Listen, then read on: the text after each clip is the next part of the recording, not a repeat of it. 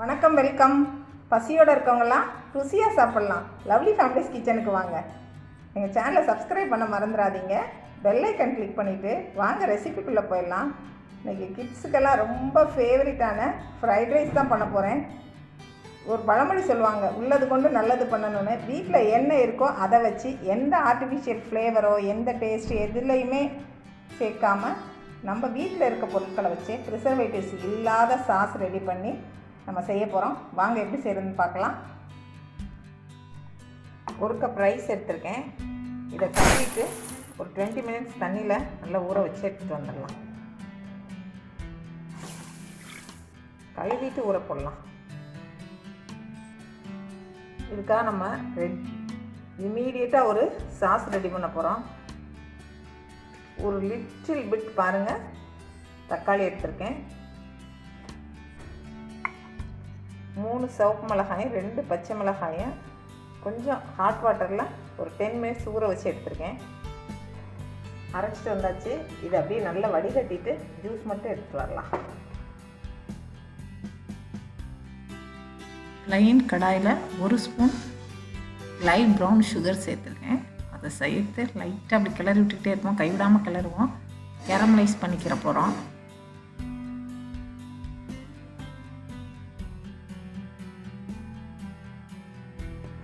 லைட்டாக கேரமலைஸ் ஆகிட்டுருக்கு. நல்லா ஆகட்டும், ஹெல்ப் பண்ணுவோம். அப்போ தான் நமக்கு அந்த கலர் கிடைக்கும், அந்த கசப்பு தன்மையும் கிடைக்கும். அந்த பிட்டர் டேஸ்ட் கிடைக்கணும்னா நல்லா கேரமலைஸ் ஆகணும். ஓகே, இங்கெல்லாம் ஓகே. இப்போ நம்ம அரைச்சி வச்சுருக்கோம் இல்லையா, இதை கூட சேர்த்துடலாம்.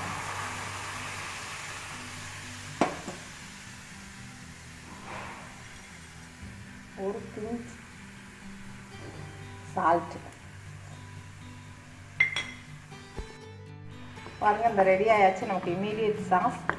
இப்போ நம்ம அதை ட்ரான்ஸ்ஃபர் பண்ணி ஒரு பவுலில் வச்சுக்கலாம். 20 மினிட்ஸ் நல்லா ஊறின ரைஸ், பாஸ்மதி ரைஸ் எடுத்திருக்கேன். அதை குக் பண்ணுறதுக்காக தண்ணி நல்லா பாயிலிங் ஸ்டேஜ் வந்தாச்சு. இப்போது இதில் கொஞ்சம் உப்பு போட்டுக்கலாம். லெமன், இதான் சீக்ரெட், லெமன்.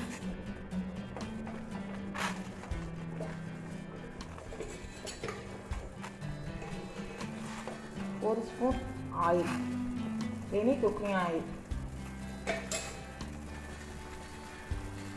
இப்போ இது கூட ரைஸை சேர்த்துடலாம்.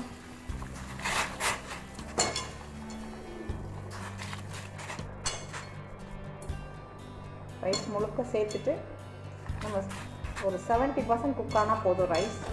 இல்லைன்னா கொலன்னு ஆகிடும். ஒரு 70% குக் ஆன பிறகு அப்படியே நம்ம ட்ரைன் பண்ணி எடுத்துடலாம்.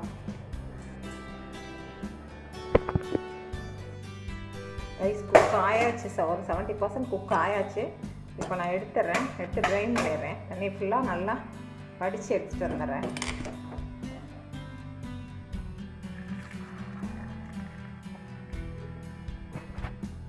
எண்ணெய் ஊற்றிருக்கேன். எண்ணெய் காயட்டும். காஞ்சிடுச்சு, நல்லா எண்ணெய் காஞ்சிடுச்சு. ஃபஸ்ட்டு க்ரஷ் பண்ண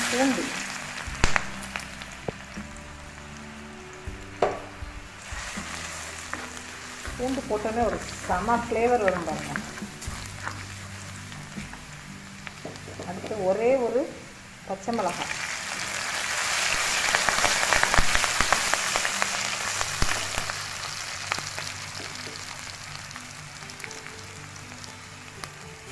ஆனியன்,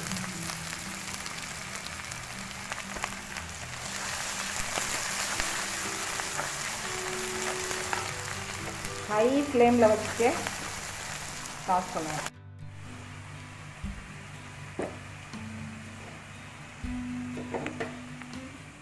கேரட், பீன்ஸ், அது கூட கேபேஜ், பட்டாணி நல்லா ஹை ஃப்ளேமில் வச்சு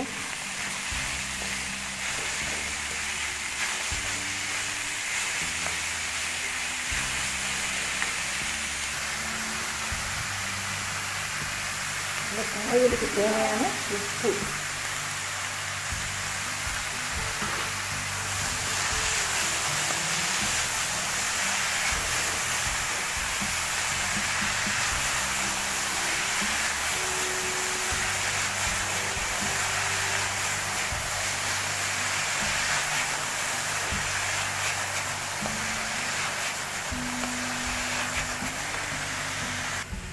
இன்னொரு கடாயில் ஒரு 1/2 ஸ்பூன் எண்ணெய் விட்டுருக்கேன்.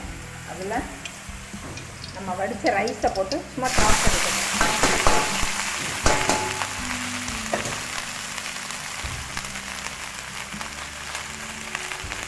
ஜென்டிலாக ரைஸ் உடஞ்சிடாமல் ஜென்டிலாக.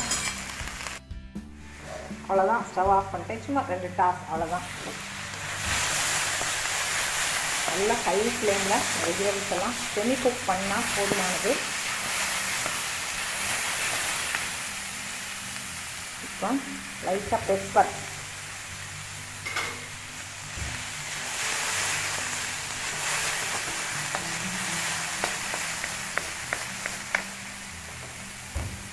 இந்த ஸ்டேஜில் நம்ம ரெடி பண்ண சாஸ் இவ்வளோ தான் வந்தது. நான் ரெடி பண்ண சாஸு இவ்வளோ தான் வந்தது. இதை மட்டும்தான் சேர்த்துக்க போகிறேன். உங்களுக்கு அதிகமாக செய்ய போகிறீங்க அப்படின்னா கொஞ்சம் கூடுதலாக மிளகாய், பச்சை மிளகாய், தக்காளி எல்லாம் கொஞ்சம் கூடுதலாக சேர்த்துக்கோங்க.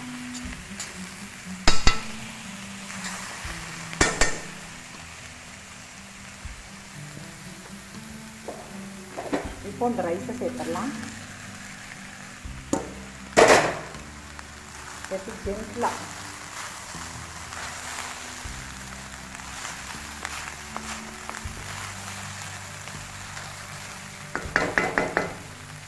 அவ்வளோதான். இனி ஸ்டவ் ஆஃப் பண்ணிடலாம்.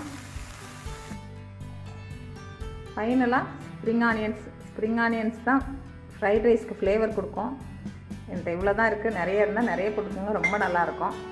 மற்றபடி வெஜிடபிள்ஸ் எல்லாம் அவங்கவுங்க என்ன இருக்கோ, என்ன வேணும்னு நினைக்கிறீங்களோ அதை சேர்த்துக்கோங்க. கேப்சிகம் எதுவாக இருந்தாலும். ரெடி ஆயிடுச்சு, ஃப்ரைட் ரைஸ் ரெடி ஆயிடுச்சு. சாஸ் உடனே ரெடி பண்ணி கலர் மாறாமல் உதிரியாக எவ்வளோ அருமையாக வந்திருக்கு பாருங்கள். சூப்பராக ரெடி ஆயிடுச்சு. ட்ரை பண்ணி பார்த்துட்டு எப்படி இருக்குன்னு எனக்கு கமெண்ட்ஸில் சொல்லுங்கள். இந்த வீடியோ உங்களுக்கு பிடிச்சிருந்தா லைக் பண்ணி உங்கள் ஃப்ரெண்ட்ஸ் அண்ட் ரிலேட்டிவ்ஸ்க்கு ஷேர் பண்ணிக்கோங்க. தேங்க்யூ ஃபார் வாட்சிங்.